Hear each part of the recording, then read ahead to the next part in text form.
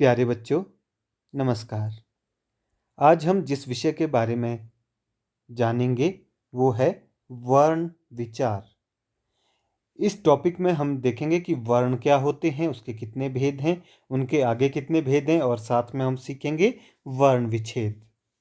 चलिए शुरू करते हैं। सबसे पहले बात करते हैं वर्ण की। वर्ण होते हैं भाषा की सबसे छोटी इकाई, जिसके टुकड़े नहीं किए जा सके उसे वर्ण कहते हैं। अब मान लीजिए हमारे पास सबसे पहले है वाक्य, जैसे कि वह वर्ण कहलाता है। ये हमारे पास एक वाक्य है, वह वर्ण कहलाती है। अब इसके यदि टुकड़े करें इस वाक्य के, तो हम उसको शब्दों में इसको डिवाइड करेंगे। वह वर्ण कहलाती है, ये इसके टुकड़े हो गए। और अब हमारे पास क्या है, वह है। वह क्या है? एक शब्द है। तो जब हम इसको अलग अलग भागों में बांटेंगे और जो सबसे छोटी इकाई बचेगी वो वर्ण है। जैसे व प्लस अ प्लस ह प्लस अ, इसके आगे हम इसके टुकड़े नहीं कर सकते, यही इसके शेष टुकड़े रहते हैं। तो भाषा की वह छोटी से छोटी इकाई जिसके आगे टुकड़े ना किए जा सके वह वर्ण कहलाती है। तो वर्ण होते हैं कौन कौन से? जैसे अ, र, क, म, च इत्यादि। तो अब जानते हैं वर्णों के प्रकार। वर्ण दो प्रकार के होते हैं। पहला स्वर, दूसरा व्यंजन। कितने प्रकार के हो गए वर्ण? दो प्रकार के। पहला स्वर और दूसरा व्यंजन। और अगला जो हमारे पास अब बात करेंगे सबसे पहले स्वर की, कि स्वर क्या होते हैं संस्कृत भाषा में। तो जिन वर्णों के उच्चारण में दूसरे वर्णों की सहायता नहीं लेनी पड़े वे स्वर कहलाते हैं। मतलब कि जो बिना किसी और वर्ण की सहायता से बोले जाएंगे वो स्वर कहलाएंगे। तो संस्कृत भाषा में स्वरों की जो संख्या है वो 13 है। कितने स्वर होते हैं संस्कृत में? 13। हिंदी में होते हैं 11, संस्कृत में 13। कौन कौन से? अ, ई, आ, ई, उ, री, दीर्घ री, लरी, ए, ऐ, ओ, औ। तो ये हमारे पास 13 स्वर होते हैं। तो अब बात करते हैं कि स्वर कितने प्रकार के होते हैं। स्वरों के 3 भेद हैं।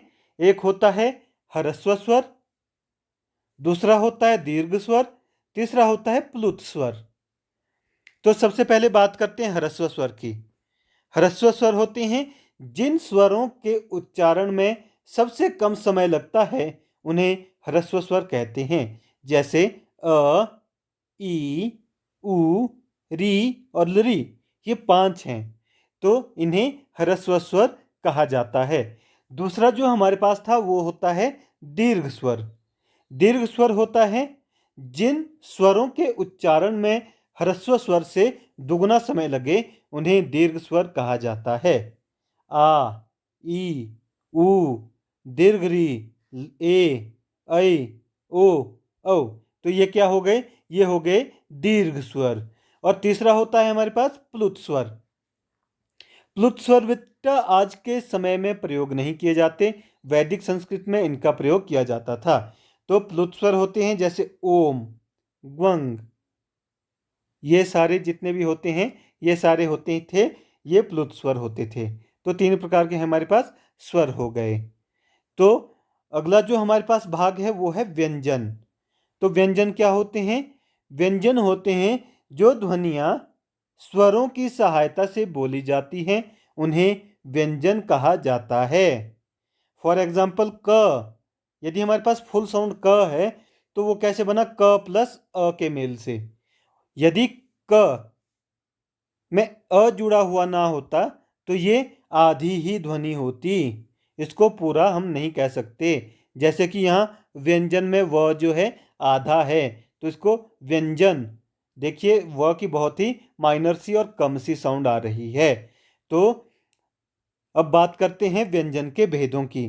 तो व्यंजन के हमारे पास 3 भेद हैं। एक है सबसे पहले स्पर्श व्यंजन, दूसरा है अंतस्थ व्यंजन और तीसरा है ऊष्म व्यंजन। सबसे पहले बात कर लेते हैं स्पर्श व्यंजन की।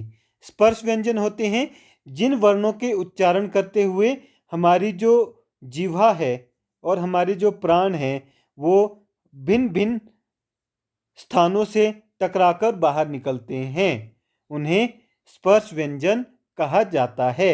स्पर्श व्यंजन होते हैं 25। कौन कौन से? क से लेकर म तक। क वर्ग, च वर्ग, ट वर्ग, त वर्ग और प वर्ग। क वर्ग, इनको हमने जो बेटा ये वर्ग है, ये हमने जो इनको याद रखने के तरीके के लिए इन्हें वर्गों में डिवाइड किया है, वर्गों में बांटा है। तो क वर्ग में होते क ख ग घ ज्ञ। च वर्ग में च छ ज झ य। ट ठ ड ढ ण। त थ द ध न। प फ ब भ म। तो ये टोटल 25 होते हैं। तो 25 जो हैं ये स्पर्श व्यंजन होते हैं। अगला आता है अंतस्थ व्यंजन। अंतस्थ व्यंजन होता है बेटा जिसमें हमारी प्राणवायु अंदर की ओर जाए, जिनका उच्चारण करते हुए वो अंतस्थ व्यंजन कहलाते हैं। य, र, ल और व। और अगला है ऊष्म व्यंजन। ऊष्म व्यंजन होते हैं जिनको बोलते हुए हमारी जो सांस है वो रगड़कर गर्म होकर बाहर आए, वो ऊष्म व्यंजन होते हैं। श, पेट कटा श, स और ह। ये बेटा पेट कटा श जो है इसको मूर्धन्य श भी कहा जाता है, इसका आपने ध्यान रखना है। अगला जो हमारे पास है वो है संयुक्त व्यंजन। संयुक्त व्यंजन होते हैं जब दो अलग अलग व्यंजनों के मिलने से नया शब्द बनता है, उसे संयुक्त व्यंजन कहते हैं। तो हमारे पास संस्कृत वर्णमाला में 3 प्रकार के संयुक्त व्यंजन हैं। तो वो कौन कौन से हैं? क्ष, त्र और ज्ञ। क्ष कैसे बनता है? क, श, अ के मेल से।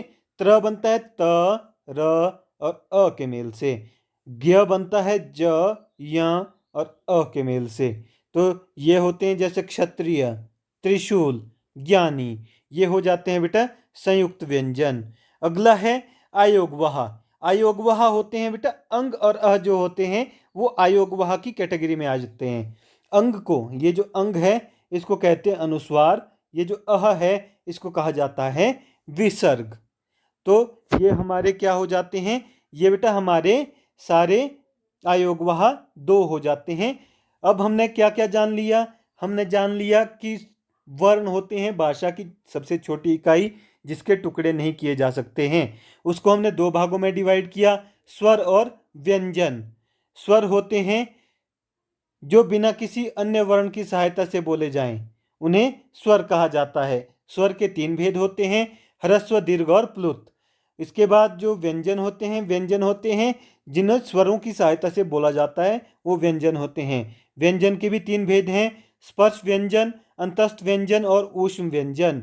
उसके बाद हमने जाना कि संयुक्त व्यंजन होते हैं जो 2 अलग अलग व्यंजनों के मेल से बनते हैं, जैसे क्ष, त्र और ज्ञ। यह आयोगवाह होते हैं अंग और अह, ये आयोगवाह कहलाते हैं। अनुस्वार और विसर्ग भी इन्हें कहा जाता है। अब बात करते हैं वर्ण विच्छेद की। वर्ण विच्छेद होते हैं किसी शब्द के वर्णों को अलग अलग करके लिखना। जैसे तपते, हमारे पास एक शब्द है तपते, त प्लस अ प्लस प जमा अ जमा त जमा ए। तो यदि इन सबको मिलाया जाएगा तो ये तपते बनेगा। वैसे ही रत्न, र जमा अ जमा त जमा न जमा अह, तो ये हो गया रत्न। तो ऐसे जब हम वर्णों को अलग अलग करके लिखेंगे तो उसे वर्ण विच्छेद कहा जाता है। इसमें आपने एक चीज का ध्यान रखना है कि जो आधा होता है उसके साथ अ नहीं लगता, रत्न। तो यहाँ पर त है, त के साथ हमने अ नहीं जोड़ा।